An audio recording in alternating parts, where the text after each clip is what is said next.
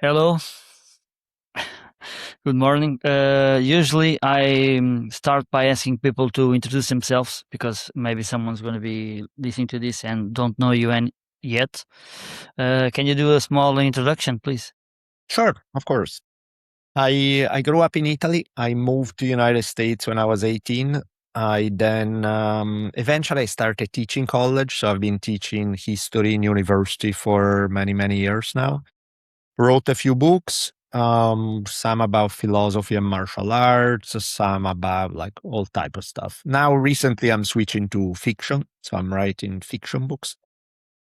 And then I host a couple of podcasts. The main one is called History on Fire, and I've been doing that. The second podcast, History on Fire, I've been doing since 2015. Went pretty well, so I'm having fun with it. I get to really it boils down for me. Pretty much everything I do is about storytelling. Because whether I'm writing, whether I'm teaching is still, in order to make it relatable is through storytelling. Whether it's history on fire, it's well documented, it's historical, but ultimately what makes people want to listen is whether it's good storytelling or not.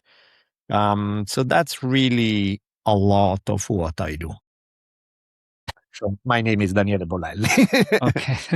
Okay. Okay. You're writing about Caravaggio, right? I've heard. Yeah. Yeah, I wrote this one novel about Caravaggio, who's like the wildest, craziest painter you can imagine. I mean, on one hand, he was clearly a genius. On the other hand, he killed a guy in a duel, was wanted for murder, had to run away. To say that it's an adventurous life, to put it very mildly. But what I do with the fiction is this. I mean, I've done a series about Caravaggio for History on Fire, and that was just, what I do on History on Fire. That's just straight up history, nothing else. In fiction, to me, history is not the point. History is the canvas on which you paint. It's because by definition, it's historical fiction. So you're mixing two things. You're taking some aspects that are real and some that are not. Now, each author is different. Some people will make it as real as humanly possible and just make up the dialogues. For me, it's about there's a story that I want to tell, and Caravaggio is a medium to tell it. So I'm like maybe 50-60% faithful to his life, and another 40, I'm making it the story I want to tell. So sometimes it's good to clarify because people, when it comes to history and fiction, Exactly. expect it to be exactly by the book. It's like, no, in that case, I read a history book or, listen to the podcast or something. That's fine. But that's a different thing. I've listened to the podcast of Caravaggio a Mm. long time ago. You done this Yeah. a long time ago. It was one of the nicest you did. Yeah. I don't know if I'd like it, at least for me. This is personal, of course. You maybe don't you like others. Maybe because I also like draw and stuff like that. Maybe I relate to that a little bit. And I've studied arts and I've seen a lot of crazy artists. I'm not too crazy. I'm one of the mildest ones. There are a Yeah. few. There are some stories. I got Yeah. some stories about some friends. But I don't know if it was you that tell that, but or I've heard someone say the best history books are written by journalists because Yeah. yes, they know they have to tell a story, and that's Yeah. it, and that's Yeah. that's Yeah. what you do. And in History on Fire, and this one I haven't read yet. You already finished this one? Yeah, this one is finished. It's gonna come out in Italy in September, and in US, I think US is not confirmed the date. I think in November, but so in English it should be in November, I believe, but in Italian for sure in September. You're already thinking of doing another one of this type, Yeah, a I mean, historic because this novel? one, the story arc, this is a big story. I'm following the story in a longer period of time. So this book that's coming out is really half of it. It's gonna be two books. So it's Okay, the okay. first is done. The second I have to get to and start writing. Okay, to start things a little bit silly, I know you are a Conan the Barbarian Yes. fan, I guess. Me too. It's my Yeah. favorite comic books, and Yeah. I Yeah. have Yeah. like 300 comic books, but Conan is my favorite also. Yeah. Uh, in what historical character that you know that is the most similar or the historical time that you can leave that's most similar to Conan, because that's my Conan, favorite part of yeah, history is like barbarian tribal warrior societies. That's my favorite, I yeah. guess, genre. I mean, one that's there are a bunch, but one that comes to mind that fits the mold, at least to some degree, is I did an episode at some point on this culture of the Scythians. The Scythians were like Yes. 2,700 years ago, give or take, nomadic horse people of the Eurasian steppes.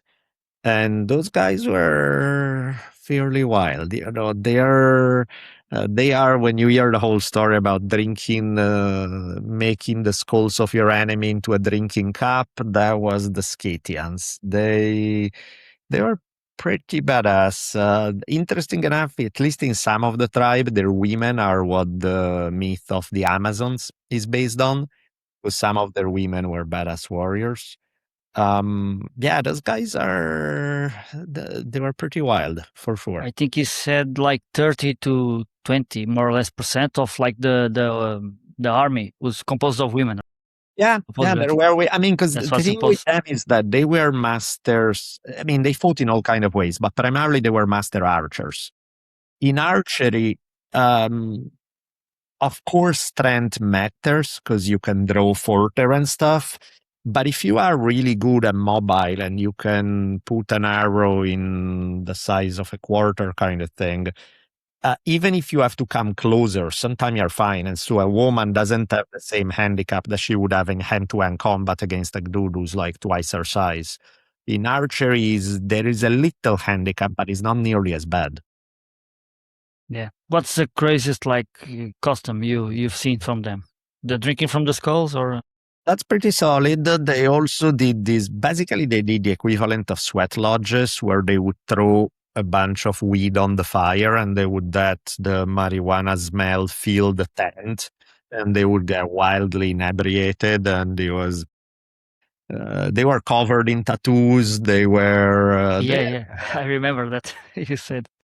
they had quite a life. How prevalent were tattoos, do you think? Because I've today we think like it's a modern thing. It is in fashion today, but man, Sure. since the Romans, before the Romans in Absolutely. Japan, early Japan, like Mhm. primitive cultures, the first man they found, the first mummy, right? I don't remember the name of the mummy. They found him in Alps. He had Yeah, yeah. tattoos.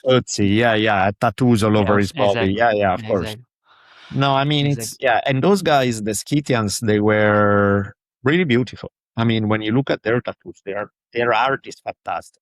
It's really beautiful art that, I remember once I saw this National Geographic where they had, all the pictures of this one Scythian Uh-huh. mummy that they found. The tattoos were phenomenal. There's a bunch of people that still get them to this day because those pictures were so iconic and so they like them so much. They are still Yeah. used to this day. I went looking for them after I've listened to that podcast Yeah. also. Yeah, Yeah. and it's nice. It's still like more tribal, like Yeah. it's a similar thing, similar to like Celtic type of tattoos, more or less, to have a reference for people. Do you know my favorite historical character is Viriato? Do you know him? Which one is he? The name rings a Viria- bell. Remind- Viriato. This is great. If you want to do like a future podcast Yeah, on him, yeah, it'd be amazing because he has a great story. Viriato. Do you know the Lusitans? yeah. Okay, basically, I remember it. Because now when you said the name, I was like, I think that's the story, and yeah, that's the. It reminds me a lot of the story of this one Roman commander who was defected and became a leader of this mixed Roman Spanish unit in Sertorius. Who yes, Sartori. Yeah, has a very similar story of just being a master of guerrilla warfare, putting the Romans exactly. in a difficult situation, and the Romans realizing we're not beating him in the regular way, and so bribing somebody to kill him. That becomes the Roman way to deal with people who are too good at guerrilla warfare, particularly in the Iberian Peninsula. Exactly. We are known for this, but eventually, who has like I realized from reading books in history that basically, if you have an organized central power with access to resources, you can always renew, and that's what's Yeah. gonna win after the Yeah. In the long run, Yeah. there's no chance. Okay, because I'm into like I'm into weird stuff also, like not just a regular history, and I'm open to all possibilities in history and other areas, but always I am skeptic also, right? But I want you to ask you about this new type of people that are trying to study like ancient history and trying to find out new things, like the style of Graham Hancock, that's most famous kind of guys, and people that have this type of channels today on YouTube and they study ancient stuff that and they say, hey, maybe there is more here to what seems to be true. That kind of stuff. Have you ever looked at anything that makes you wonder or makes you think that, hey, this is strange? Maybe we don't know everything here still. That for sure. I mean, that we don't know everything. The history is way more complicated than it sounds currently, for sure. There's way more that we don't know than we do know.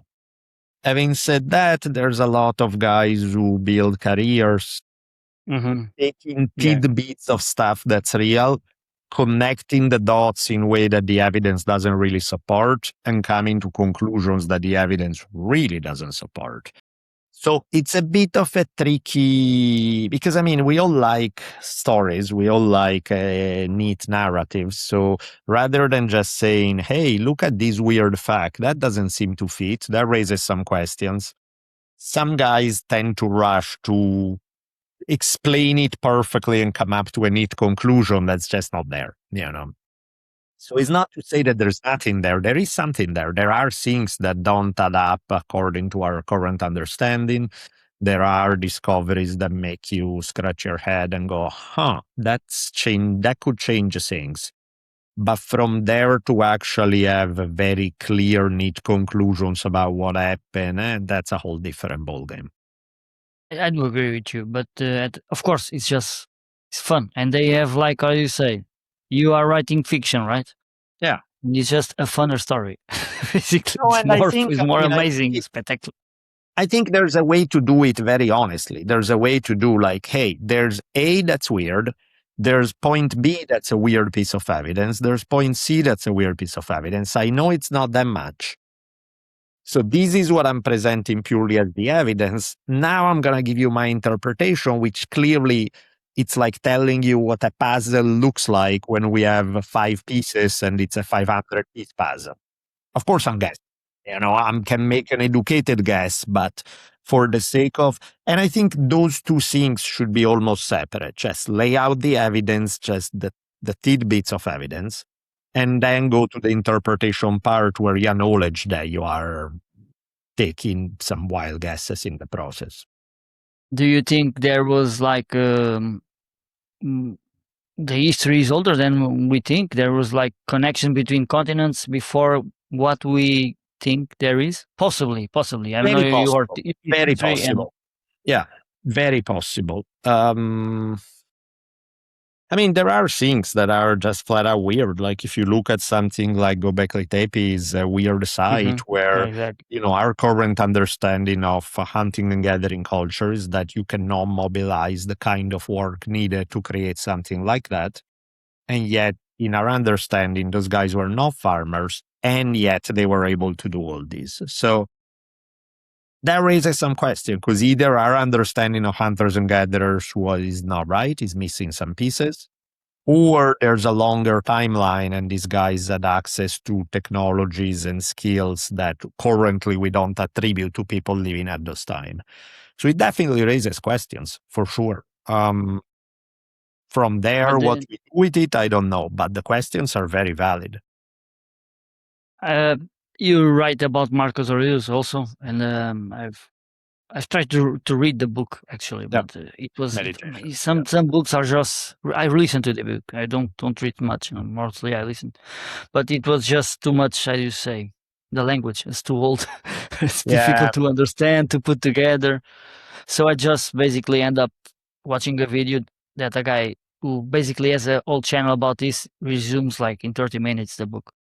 So I have a more or less an understanding. I've listened to your episode also. yeah. Are you a fan of stoicism? What do you think? I mean, I think it's a great tool to have in your Yeah. belt. I think there are some aspects of stoicism that are brilliant. Of course, like anything, you can take it too far Hmm. and Hmm. it becomes like any medicine, take too much and it can become a poison. So I think stoicism in the sense of acknowledging that, yeah, you don't really control external reality. The only thing Hmm. you can try to maybe control is your response to it. Making yourself a little less fragile in the face of Hmm. external Hmm. stimuli and the world, being able to keep your center even when things are chaotic and crazy and mess. Those are all fantastic things, because life is hard and stoic attitude can help in some of these. Having said that, of course, some people take it to being emotionally repressed, to being not really even giving the proper time to acknowledge when things are bad, because immediately they flip the switch to, no, it's all for the best, or it's all whatever. And it's like, no, Hmm. man, it Hmm. sucks. It's Hmm. terrible. It's not good. Now, once we said that, let's move on so that we don't dwell on the negative forever, because ultimately we got to choose how to respond. But let's not pretend that the negative is not negative. Like there's an element there where stoicism taken too far stops being human. It's really denying certain essential emotions of what makes you human. And so I think it really depends how you use it. In some measure, stoicism is gold. Past that point, becomes counterproductive. Yeah, that's what I thought also, because for me it's like Marcus Aurelius. I think he got this from where? From reading about Greek Yeah, Stoic yeah, yeah. philosophers, basically, or someone probably teach him this, right? But this seems like a brute force approach to using your mind to deal with feelings by kind of shutting him down. I use this also without knowing some part of this, like trying to find a perspective that suits my Yeah, feelings. yeah, yeah, yeah. But this is like a band-aid. You need to deal with stuff. For me, it was great. The idea that I get from this is like, the one thing I was surprised is that he was trying to be a very good person, right? Yeah, And yeah, this is a Roman emperor. Like, people die. yeah. This is in position. People's A gonna lot. die because of him, right? Yeah. But the thing I think is like, I don't know where this comes from, but I've noticed like in the Greek philosophy, it's um, it's closer to like a spiritual type of philosophy that we normally have an idea of when we think of Greeks, because we think of logic, right? But it seems like more like I say Western, no, Eastern type of philosophy. Seems more related than that, and I think it is like he's trying to go to be detached from the results of stuff just by using his mind to it, and not really feeling it and learning with the events. And this is But my I idea. mean, there are some similarities between Stoicism and Buddhism. There are some similarities between Stoicism and the kind of Neo-Confucian Shinto thing that prevailed among the samurai. In the samurai Stoicism, they don't name it Stoicism, but it's a huge part of the approach to how to get stuff done. So, it's not like a uniquely Greek, Roman, Western thing. It's definitely much more widespread. And again, I think it's like any philosophy. Some philosophies they really don't bring much to the table. But in many cases, take even the best philosophies, it's always a matter of balance. It's always a matter of up to a point, it's great. Past that point, you now took a good idea and took it too far. And you applied it where it shouldn't have been applied. It's kind of like, you carry this hammer, which is great for a bunch of jobs, but then you try to use it to draw a painting. It's like, it doesn't fit. It's not what it's designed for. It's good for other things. It's not good for that particular stuff. I don't know if that's the case with Japan. Now that you mentioned, really, they're repressed a lot. They are Yeah. a repressed society, and I Yeah. think that's gonna come out in some other way. And Japan is crazy, strangest society in comparison to our society, right? Because you are more or less from the same type of area of the globe, right? Portuguese, Spanish, Italians, and Greeks, we are very similar, but with some difference. But it's crazy. It's crazy. They are so repressed. They obsess about like rape and girls dressed in college, college. The how do you say uniforms? It's It's crazy. inevitable, right? Emotional repression Exactly. will mess you up because it's always Yeah, gonna come it out. will come Now, out and in again, some. it's balance, right? Because on one hand, you look at Japan and they do some things fantastically. I mean, the care that people have for other people in the sense of not being annoying to others is fantastic. You know, like, for example, one thing I notice a lot in Italy is people tend to react emotionally to everything. And sometimes it's like, dude, just you don't need to explode for every little thing that happens, you know? There's something cool about just letting it go sometime, not just, you don't need to respond to everything. Having said that, also not responding to, never responding to anything, that's a problem too. So, you know, it's like you take something about Japan, there's some genius and there's some serious weird stuff. You take some things about like Mediterranean culture, there's some genius and there's some stuff that's less than desirable. They are both potentially terrible and potentially really good. To me, is like, can we take the best from multiple approaches and mix it in a way that limits the downsides of those approaches? And because it's not either or, you know, I don't want to be in a place where people are all emotionally repressed, and I don't want to be in a place where everybody just fly off the handle at the little, you know, it's like, and of course these are stereotypes, but unfortunately they also reflect the reality to some degree. And so to me, it's like both are good, mix them together, figure out when is good to be one way, when is good to be another, and now you have more choices. Otherwise, you don't have a choice. You're stuck with some cultural conditioning and you automatically respond robot-like to whatever your culture has taught you. And you don't really have a choice in how you want to behave. I've worked with Italians. I've worked with Italians, Greeks, Portuguese, of course, Spanish, and Mhm. the Italians are the craziest one, at least Yeah. for this. For the, and it's the craziest one. And how do you've been in America since 18? Man, you probably see a lot of contrasts. What did you think is good for the Italians? What do you think is probably too much for someone who always lived there and never experienced other cultures? I mean, What like in US, I appreciated, there were a few things I appreciated. In terms of efficiency, I like that. They tended to be a little more action oriented. Um, that was cool. They tended to be a little more positive about things. You know, sometimes you read an Amazon review and they will be like, yeah, I thought this was a good book, 5 stars. And you're like, in Italy, you're it's like, saying the Americans? All right, you're yeah, saying the Americans. Right, Americans. okay. Yeah, Italy's like, this is the best book I've ever read. 3 stars. You're like, wait, what? Why? Yeah. You know, or you know, it's like in US, you come up with some crazy ideas, and people tend to be more encouraging. In Italy, you're gonna have a line of 10 people telling you why it's never gonna work, and there's this kind of, so those things I like better about US. On the other hand, US is like, they take individualism way too far to the point where most guys have no friends. Social life in US is like the worst Really? I've ever seen anywhere. Really?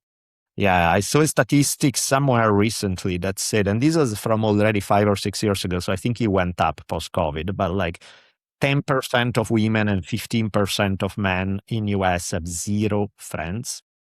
Not one or two friends that they see rarely, zero friends.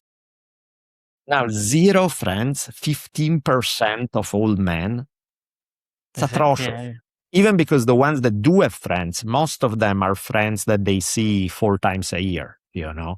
It's all wake up, go to work, come back, watch TV, do it again.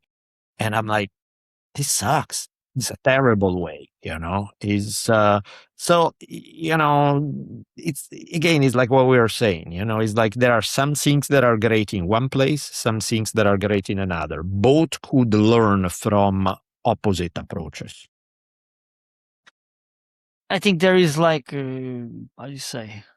a disconnect between like human life today, society, what we build, and what human nature, I guess, or the soul, or whatever.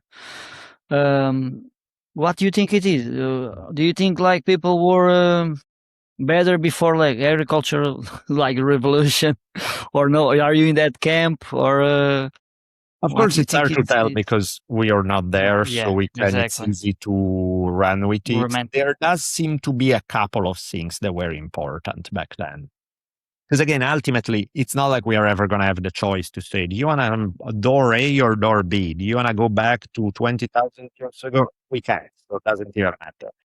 I think the part that's interesting is some aspects are wired into who we are, and our current way of living doesn't cater to them. Like we are kind of built to live in tribes.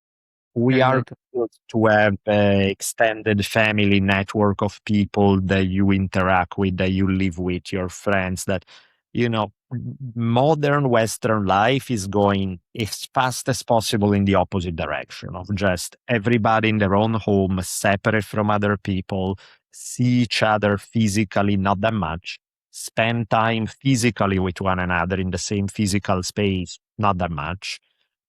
And then people are like, there's this crazy loneliness in modern society. People are depressed. I wonder why. And it's like, you cannot structure a society that go completely against the way human beings have lived for thousands of generations and then expect for things to go well. So I do think there are some things about tribal way of life that are part of us. How we want to bring them to life in the modern world, I don't know. But they are essential in that sense. Personally, for me, is the most important thing in life, and for a stability of human brain, mind, happiness is other people. Yeah, exactly. Not Exactly. most of us are not built to live in the cave. You have to be like Buddha, and we are Correct. not. Correct. And I think Just, that's my just problem too. That like when I left Italy wasn't friendly enough for my standards.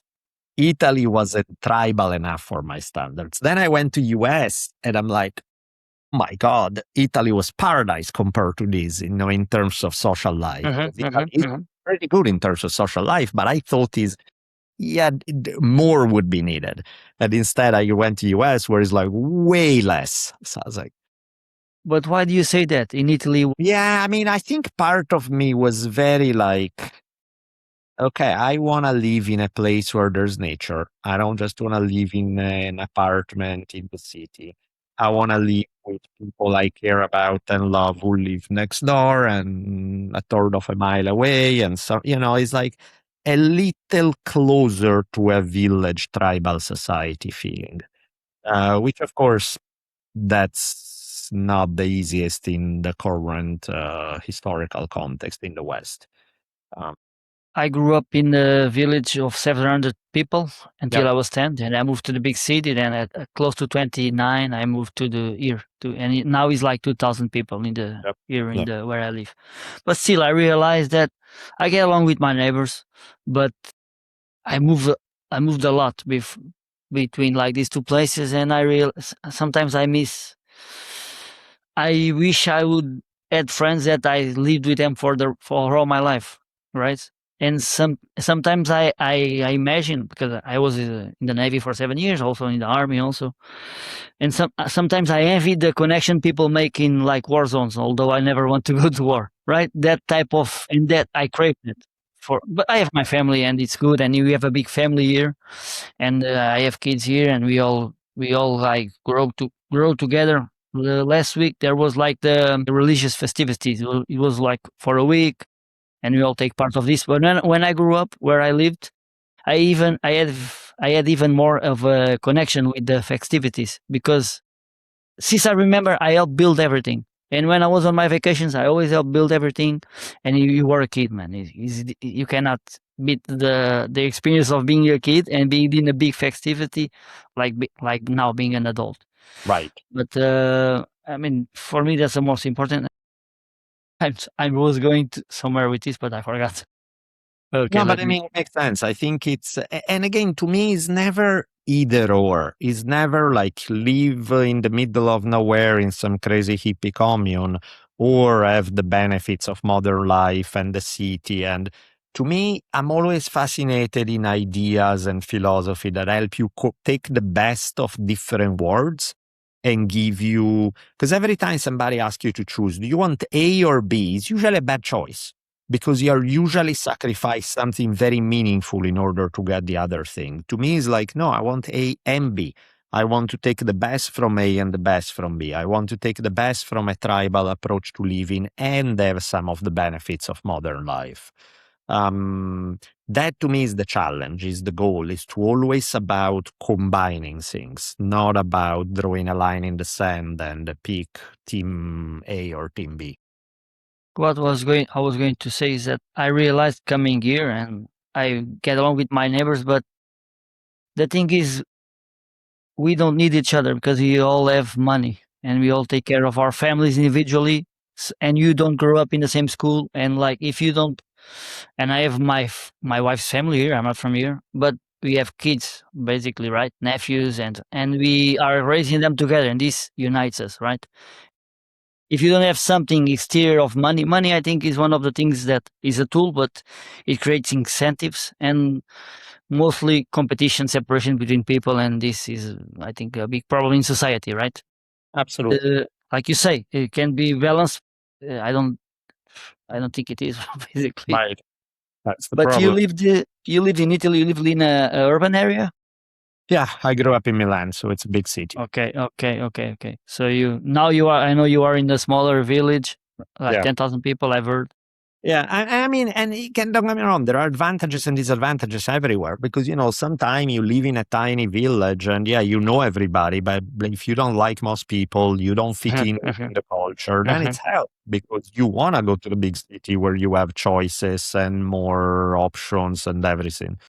So again, I'm not advocating there's one model that's clearly perfect against the other bad model. It's usually the advantages and the disadvantages tend to shift over time. At one point in your life, one thing may be better. At a point in your life, one thing may, in some context, the small place may be fantastic. In some context, the small place may be hell. It's really about, and it's really just how I view life in general, that a lot of it is a balancing act.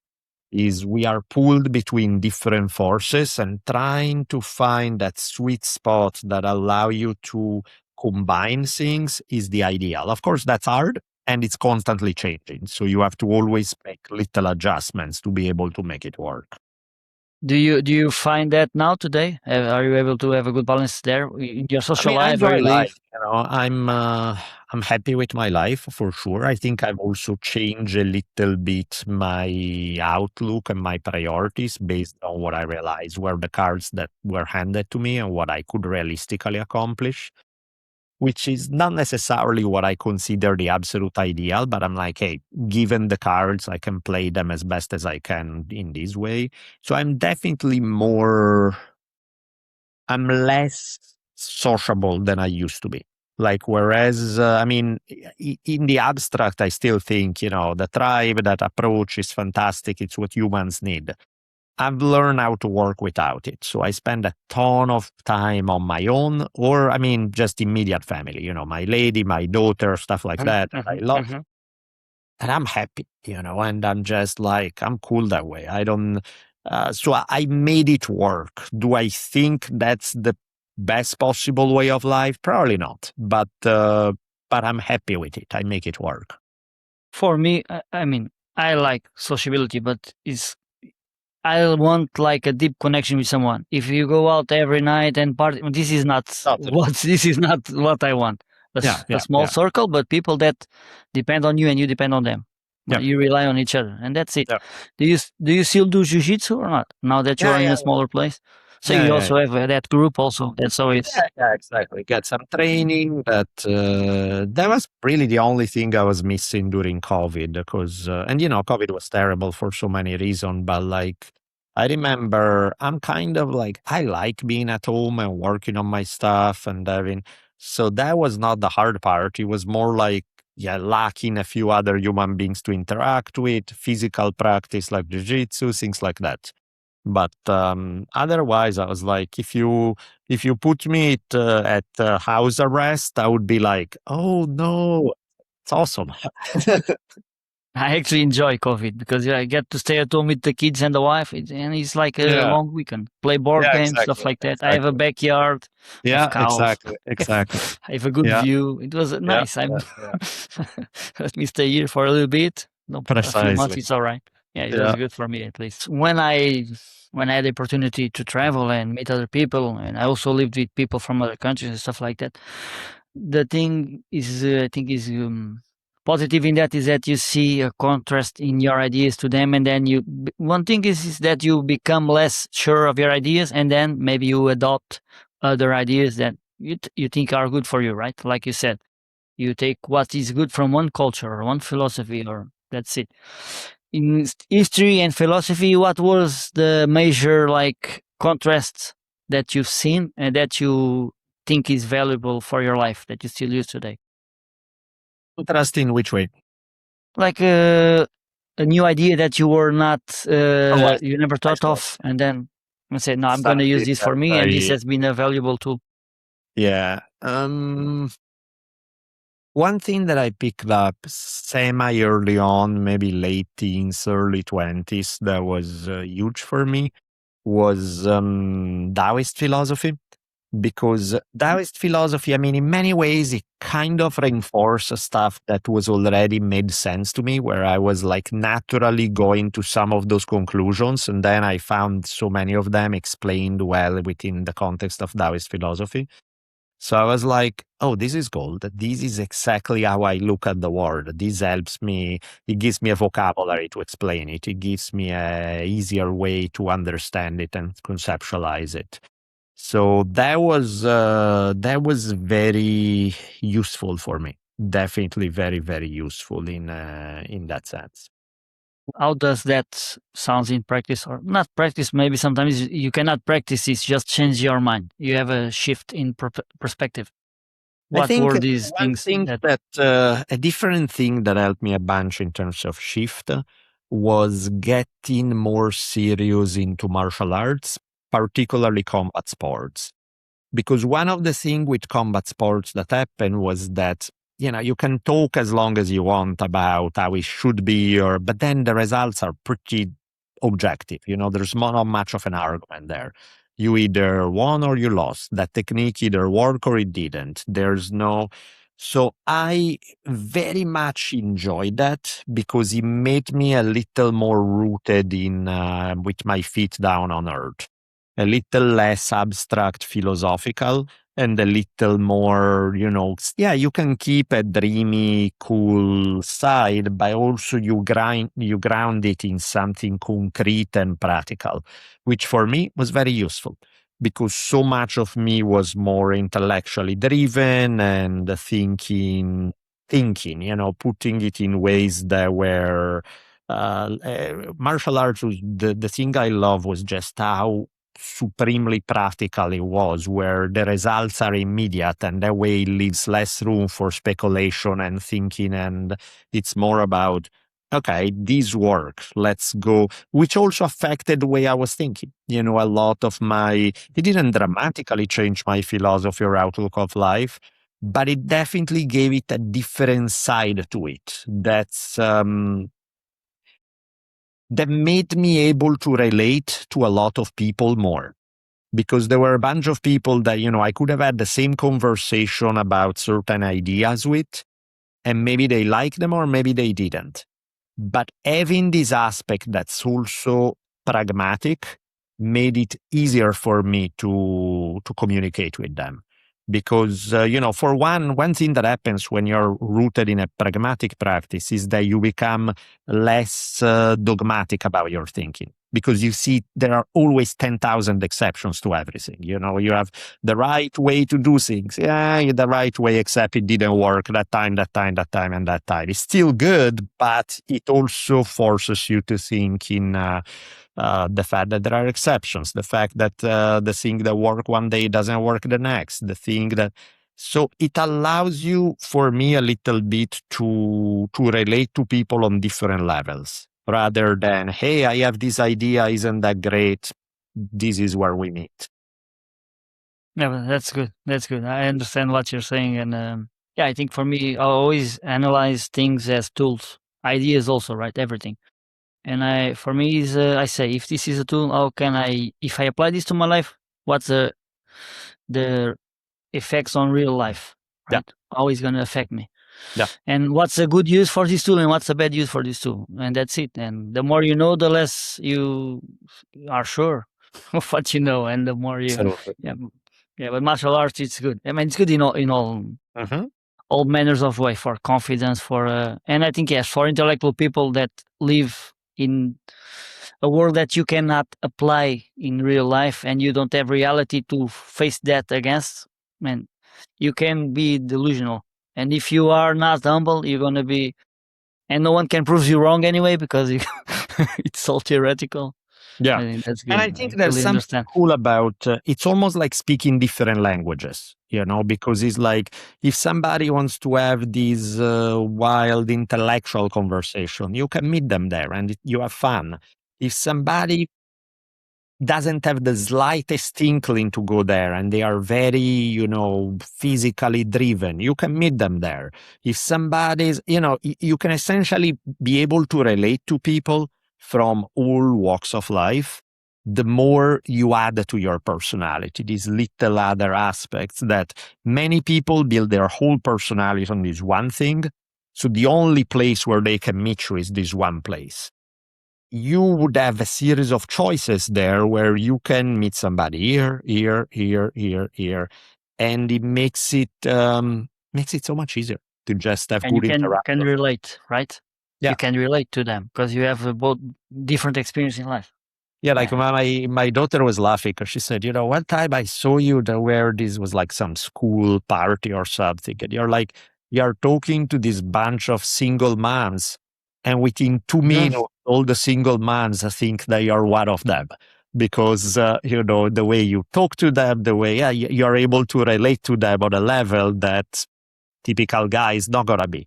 But then if you go into the group where is all the fathers who do hard sports, you can relate to them. And she was laughing because it's so funny to see it, how you can just move from one place to another, words that have nothing to do with one another. And you could fit well there, there, there, there, and there. And I'm like, But that's a gift also. I think yeah. that's also a bit of a gift. What did you speak with the moms? Like cooking? Do you cook or no? Oh, the moms were like, of course, bitching about men, Uh, and it's like, and one of the thing was like, some of them were pissed about some man who cheated on them or something, and I was like, and to me, giving your word is a big deal. So to me, somebody who breaks their word, horrible. Don't give your word if you're not going to keep it. You know what I mean? So to me, I think I remember in that interaction, I made it a big deal about, to me, giving your word. Like, I have no problem if somebody wants to sleep around, if it's clear, if it's an agreement, they have an open relationship. I'm like, go for it, whatever. But if you have an agreement that that's not the case and then you break it, I find it pisses me off, it bothers me. And so, of course, the random single moms were like, yeah, exactly. I'm like, I'm glad we understand each other there at least. very good. Okay, okay. Do you zoom out on history? Because there is some kind of authors that do this, like Which Jared one? Diamond.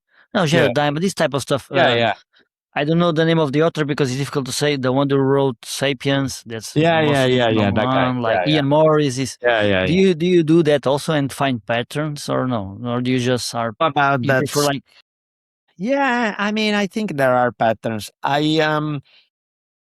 tend to like going to the big patterns from specific stories. So I like to tell a specific story and then tie it to a larger theme. Most of what those guys do is go very big bird eye view. It's like the history of the world or the one thing. So it's more about ideas than it's about people. People show up not as individuals, but as part of like this massive movements of things. I tend to like to zoom in on the individual and then take it big to some general conclusion. So I do it a little different. I think your patterns that you realize is more like the recurring patterns in like human nature. Yeah, I absolutely. think this Absolutely. is more Yep, of your style. But exactly. I was going to think if you think of this like if you also find some pattern that made you think or anything like that. But I've seen is more like I focus mean, one thing on the that I notice everywhere in just about every history, every time that I look at, when we are looking at, okay, so not every time because we're not looking at all the hunting and gathering, but if we are looking at the state societies, power, to put it in J.R.R. Martin terms, the Game of Thrones in a way, the game of power, is scary. It's scary in a weird way because I don't understand it. It's like you think that you're chasing power because it gives you all these advantages. But the process of chasing power across the globe, people do murder their siblings, kill their parents, don't trust anyone, don't trust their spouses, don't trust their kids, marry off their kids to some other lord who they've never seen, or you throw in your 13-year-old daughter with some 50-year-old dude because this guy has mine in Alsatia or some shit. And you're like, you're living like the worst. Like there's no freedom in that life. I mean, there on some level it looks like you have freedom because you have all this power to boss people around and all of it, but you're really depriving yourself of the most basic choices of you take care of your kids, of the love of a spouse, of good relation with family, because you have become an addict and all you care about is more power. And yet, more power for what? Because if power doesn't deliver those things, what is it good for? That you have fancy clothes and you live in a big castle and you eat good food. Who cares? I mean, that's not a trade I would ever want to make. So I'm fascinated by by the addiction to power. Because when you step out of the game and you look at it from the outside, it looks so stupid and kind of suicidal in a way. They are like, it's not just about, oh, if you are a nice person, you wouldn't do that. No, let's just say you're purely a selfish person for selfish reasons. You're giving up all the best things in life in order to chase power. And I'm fascinated to see people across the globe doing that over and over and over again. Whether you're looking at like some Mongol descendant of Genghis Khan killing their brothers so that they can be Khan, whether you're looking at some European lord handing out their daughter in marriage like a pawn, if you're looking at it holds across the globe in these big state level societies. And I'm like, wow, there's some serious sickness in that game. I think some people fall into it. That's just because you're born into some family. And I never envy someone, for instance, not even power. Let's say you are a son of someone who's has a big business. And now you have the pressure of having, since, well, you were born with everything. So for you, you're not going towards like having this or that because you already have it since your birth, right? So you don't have a goal, and you are forced maybe to do something you don't like for the rest of your life because you have to maintain the family business, and there's pressure on it also, like positions of powers, there's pressure. Yeah. Yeah. And I think people are born into this and they don't like it, or they are psychopaths, and they, because some I think some functions, right, some jobs, some titles, they self-select people who have these traits. Because if I told you I can give you all the money in the world, but you're going to be the CEO of a weapons company, Right. most of the people will not do this because you're Yeah. going to have blood on your hands, right? Yeah. Yeah. So I think this is probably something that self-selects people. For sure. But For sure. And I think also, as you said, if you are born in that environment, that game, which is a deeply corrupting game, gets to be played before you have a chance to shape your personality and your values, and you have a certain strength so that If you put somebody who's a real solid human being with very clear values in a position of power, I don't think that power will corrupt them all that much. I don't subscribe to this idea, oh, power always corrupts. I don't think so. I think power corrupts people who are weak, and the majority of people are weak. So yes, it Yeah, does yeah. apply in a lot of cases, but not necessarily. And I think But I that don't think corrupts to the point that like you become like Hitler. no, You fail. If you are yeah, weak and you got power, you fail, but you don't fail like to the point you're gonna kill everybody and you're not gonna feel some anything about will, it. It's difficult. some will go there, some will, because as you said, it's a game that rewards psychopaths. So Exactly. in that sense, is like if you get into that game before you have a very solid center, yeah, it will encourage all your worst tendencies. Yeah. It's because I think of this the sometimes I try to analyze and comprehend just for fun because it doesn't matter to me. My life is gonna go the way it's gonna go, and the world is gonna go the way it's gonna go. But sometimes I think the things that we build, there are let's say they are moving the world in the bad direction. For instance, the type of societal structure, right? The ones that we know we don't work and that are making things worse for humanity. Like for you said like people suffer from loneliness, but today it's difficult to have a kid, Hmm. right? And families is the main thing because that's the strongest relations you're gonna have with anyone. You're rarely gonna have a friend who's gonna be as much of an importance and love to you than your kids or your Sure, parents. And sure. just that alone is if you have before this you had like people were poor here a Yeah, lot, but yeah. poor, right? Really poor, but they have like 8 kids, right? It's a difficult situation, but at least you have that, right? And I think I don't know if what we created that makes life more difficult for humans and pushes away humans from a life that I think would be more ideal for our nature. I don't know if this is like on purpose or if this is like a flaw of human nature because like those kinds of people will rise to that kind of position and normal people won't do because I believe in the kindness of people because that's what I Yeah, see yeah. most every day I see that in people and I travel for a few places around the world and people are not bad. But No, why do then we have this bullshit world? Is this an accident? Because if this is an accident, we're gonna go to destruction because we have nuclear weapons. So someday, so I always question, what do you think this is? Is randomness is like a fail in human nature? yeah. I mean, I think is power in the way it's constructed within this kind of societies tend to reward the worst possible people.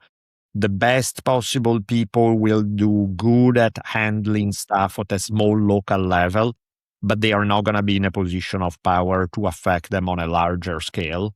So you're going to find a lot of kindness and cool things happening at a small local level. You rarely are going to find it at a systemic, large scale, global empire kind of thing. And so, of course, in our day to day experience, we may run into a lot of great stuff. But as the average big company is going to be mostly run by psychopaths, the average state is going to be run by psychopaths, and so you end up with, there are exceptions, but not that many. And so that's then the direction that is going to push certain tendencies. And I think even if you are a good person there, you're going to be forced to do bad things because if you want to compete, if Yeah. you don't do it, the others will do it basically. Yeah, yeah, you But end if up this is in some disturbing. Now, often that becomes an excuse for a lot of these people, where it's like, well, they are doing this way, so I guess I have to, but I'm still a good person. And it's like, maybe, maybe. But yeah, I they agree. they have good in them also, but Yeah, you are willing to do something that maybe other people won't do because you cannot yeah, portray them like a movie in a character because they are totally, human also and they totally. have their struggles. We all Yeah, have. Right? yeah, yeah, But if this is true, that means that you're always going to have a cycle of boom and bust, basically, yeah. in terms of civilization. I Hmm. think so. Maybe someday we'll go back to hunter gatherers again. I mean, to me, it's like the key. There are a lot of people who are pleasant people, who mean well. I think one of the problems is that there are not that many people in the world who are really kind and really strong. It's usually at best is one or the other. Most people are neither kind nor strong, but people can be, oh, this person is strong. That's good. This person is kind. People who combine the two of them together, not that, I mean, it happens, but not that common, you know? And I think is unless you have both, you are either, if you're strong and if you don't have either, well, you clearly have problems. If you're strong and not kind, you're a bully, essentially. You are efficient, but you're a bully. If you're kind and not strong, that's sweet. I like you, but you don't have much power to affect reality. To me, like the idea of being able to combine strength and kindness is where you have a really good soul and you have the ability to affect reality. And that's where it gets interesting. I think people are strong, but they just, if you're a good people, you just don't want to get involved in that kind of business because it's too, I say, That's for sure. I mean, you That's want to for be at peace. You want to be at peace. Yeah. But even then, that's not that many people. Like already, like what you're saying, which is absolutely true. In my view, that's not necessarily that common. Like most people, it's not that they would do a great job if you put them in a position of power. They would drown, even if they mean well, even if they are nice. Yeah, they drown in the system. Yeah, of course. Yeah. Yeah. But I've seen we know people or in our lives, but when you spend a little bit of time with people and you see the sacrifice they make in their life for their family, and they're strong. They're Sure. really strong, but they're just not the type of people who's gonna be in a position of power because it's not. I mean, And they don't wanna deal with the I get bullshit, right? I think also there's another thing where maybe we use the same word, but we're talking about slightly different things because there are different kinds of strength. There's the kind of strength that you're talking about, which is great. And that is strength. It's not something else. It's objectively strength. There's also the kind of strength that, just to give you an example, there's a strength in, like there are a bunch of people in the world who are so easily manipulatable. And they are not bad people. They are good people. They are sweet. And in some way, they are even strong because they do some of the things you're talking about.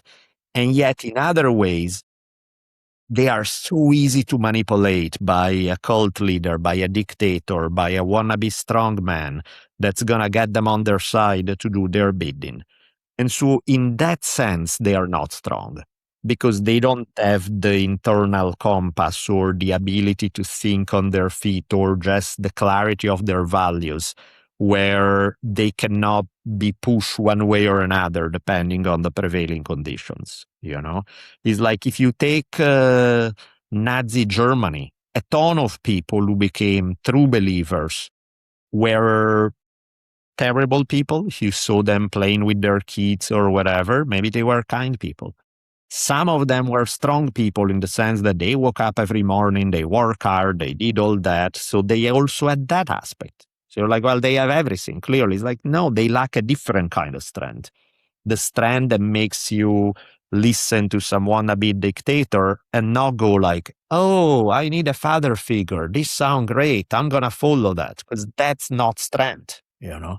So I think you're absolutely right to refine what I was saying in saying there's not one strength. There are many different kinds of strength, and you need as many of them as possible, because you could be very strong in one place and really not strong in another. I understood now, but I agree with you. I didn't, but the thing is, if you listen to these ideas over and over and over again, eventually you're going to be influenced by that. And this I think happens because I mean this happens for sure because people who play that game, they know what they're doing, right? Sure. They know what they're doing, and you see like how people talk a lot about America being divided, this and that. I don't want to go into that, but this Yeah. kind of stuff, it looks like manipulation because Sure. where does this come from? They Absolutely. shouldn't be divided. They are losing quality of life for many years now. They should be united, right? And say, hey, why are you making so much money? People are getting more rich, and here we are still uh, losing quality of life. Agreed. Yes. It's weird, right? Yeah. It's weird, and these things happen. To what degree, I don't know, of course, but Sure. Yep. we know Yep. they do this. So yeah, but you're talking, you're correct, but you have to have the right people in the right place, and even if you have them, like the people get selected. Like you cannot go to the position of power without having dirty like hands, Yeah. without Yeah. trading. Yeah. That's it. Definitely. This is a terrible. I don't want to end this like that. No, but it's true. I mean, that's just, yeah. I mean, when you're looking at big patterns in history, most of the time they are not like happy, Happy. touch feely things. That's why I also like to go back to the individual, because at the individual level, the small scale level, I can find a lot of beauty, a lot of sweetness, a lot of great stories. Um, More there than at the big picture level. But to finish this more or less in a better, I think, Yeah. more positive thing. Do you are into like let's say, do you think when we die we're gonna go somewhere? Because if we're gonna go somewhere, this probably doesn't even matter so much. It's just we should Sure. care so much. Just Sure. be a Sure. good person here. Yeah. I mean, you're playing a small part. If you have like eternity outside of here, this is just maybe this is not even relevant. But of course, we also would like to leave a better world for our kids. Yeah. Yeah. Yeah. I mean, at the end of the day, nobody knows. So, of Exactly. Yeah. course, Exactly. it's all speculative. Like the only thing we know is here and now. We know life on Earth. That's what we know. Having said that, do I think that it's possible or even likely that there's more to it? Yeah, I kind of do. I don't think the material level is the only level that exists. I think life is a bit more complicated than that. And I've had enough like little weird experiences that made me go, I think there's more to the universe than what we can see and touch here and now. For sure. I mean, not for sure, but for sure for me, like my own Yeah. personal Exactly. experience. Having said that, because the here and now is the only thing we know as much as you can know anything, that's where I think the biggest priority should be. And any philosophy or religion that kind of downplay life on Earth, I think is dangerous because it's downplaying the only thing we fully have some agency over. Yeah. I think it's good for giving you a little bit of peace and Oh, assurance you're gonna die, but totally. it's not. But that's it. Here, you need to make. If you are here, you have a reason to be here, and you should apply the best you can here and not Absolutely. go Absolutely. become too spiritual. Yeah, and I think that's the thing is there's nothing wrong with that aspect. There's nothing wrong Exactly. with believing that life continue. There's nothing that can be great for you if it doesn't affect the way it's like, oh, we don't need to take care of the environment because who cares? We're Exactly. gonna be living in heaven anyways. Like, no, that's kind Exactly. of the problem. Exactly. Probably you are here to. You have a job, right? If Yeah, you are here, you probably have a job to do, right? I right. think so, at least. Yeah. Can you? Yeah, I don't know if you are willing to share this. What kind of experience that gave you like some hints that maybe this is something? Can you share, or is if it's Sure. I not mean, I had a comfortable? bunch. No, I had a Okay. bunch. I had a bunch of moments where I was like, like when my wife died, she, of course, the features relax a little because you're not tense, you're not in pain, you're not anything. But, that was it. And then an hour goes by, 2 hours go by, 3 hours go by, same. And then 6 hours go by, and she has this big, bright smile on her face. And I'm like, what? How the hell did that happen? And it got even weirder. Other people saw it too. I didn't say a word. Other people would walk into the room and they would be like, why the hell she's smiling? I'm like, I don't know. That's weird. And then I remember I wanted to remember it. So I wanted to take a picture of it. And back then it wasn't even with the phone. I had an actual camera. And I bring the camera to my eyes and I look through the lens and there's no smile. And I'm like, wait, what? And then I lower the camera and the smile is right there. Raise it? No. Lower it? Right there. And I thought, okay, that's pretty damn weird. Or, I had, had a bunch of these things that are like either stories like that or like these weird coincidences of stuff that happens that objectively should not have happened. Where uh, one that's, I mean, I had a bunch of things that like from getting a message from my dad in via internet after he had Mhm, died, and I mhm. was like, Really? Where? okay, Email? it was like a quick thing on social media where Okay. he, like 5 days after he died, he, on my social media thing, I see his name and his account that like my post. And I was like, the hell? And I thought, okay, maybe his Someone did wife it. is using his computer. So that computer is locked up there. Nobody's used it. She doesn't even have the passwords. And then I don't see it in the post itself. I don't see it. I only see it on my notifications. And I refresh it and I look at the post. His name is not there. I look at my notification. It's there. Refresh, refresh, refresh, 3, 4 times. And then the next time his name disappears from my notifications as well. And I was like, that was weird. You get, and none of these things are it. They don't prove anything by Of themselves. course, of course, of course. But you get enough of these tiny little things in life where you start going, huh, you know?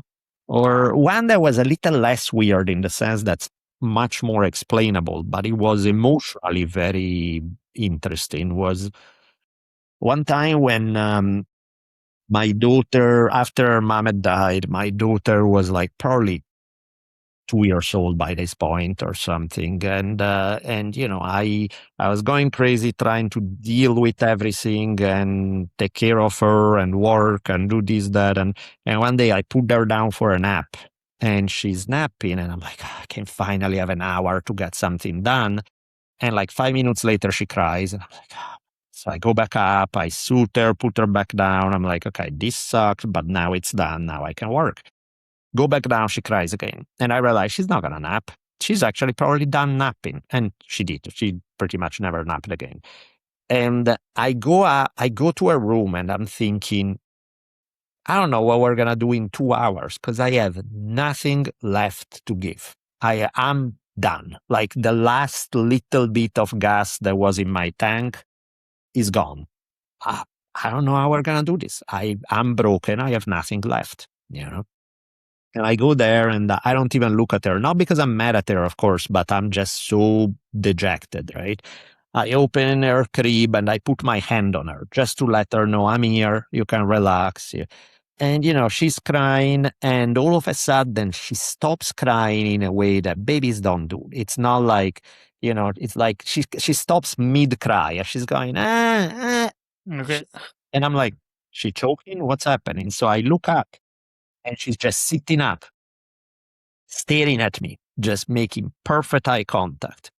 And very slowly and deliberately, she grabs my hand and without breaking eye contact, start caressing my arm and my hand. And the energy there was so weird to explain because he wasn't somebody, he was her, but he was almost her, if it makes any sense to say it, her from a different timeline. It was her so strong, so wise, so powerful. Nothing to do with the 2-year-old kid that was in front of me. And she does that for like 20, 30 seconds, full on eye contact the entire time. And the vibe I'm getting is this sucks. I get it, but you're going to be okay. And then she goes back to being a baby and be goo goo, wow, wow. And I was like, Yeah. Uh, the hell was that? And that was powerful. I remember, made me go like, whoa, that did, was, uh, did it help fill the tank a little bit more? Give you yeah, for some sure. For strength? sure. I mean, I was still wiped out. I was still tired. I was still exhausted, but now I had this much. Now I could go on a little bit. Yeah, So yeah, that was, I like this kind of stuff. At least for a few years, I've been reading more about this. I read when I was like a teenager, but then I have some experience also that led me to wonder and learn more about this. And I speak with clients sometimes when I see something of this nature, and everybody got the story. If it's not from them, it's from like a very Yeah, close yeah, yeah. family. Everybody got a story. It's amazing. Yeah. It's surprising, but No, that's why I'm it's like, it takes almost more faith to assume that there's nothing I than to think also. assume that there is something. Now, what that something is, the hell if I know, and I would trust anybody who has too specific answers because I'm like, I don't think any of us know. But to Exactly. fact that there is something, I do think so. Yeah, man. I think this is a good positive way to finish, and I really appreciate your sharing your story. And it was, how you say, I mean, touching. And these things are always touching. It gives you strength, but it gives also the person who's listening to like some hope. Because that's it. I think that's our role to still. That's the role of this experience and this kind of idea. Like give us some strength to deal with like difficulties in life because we all go through them. And I really appreciate your sharing. Thank you very much. Thank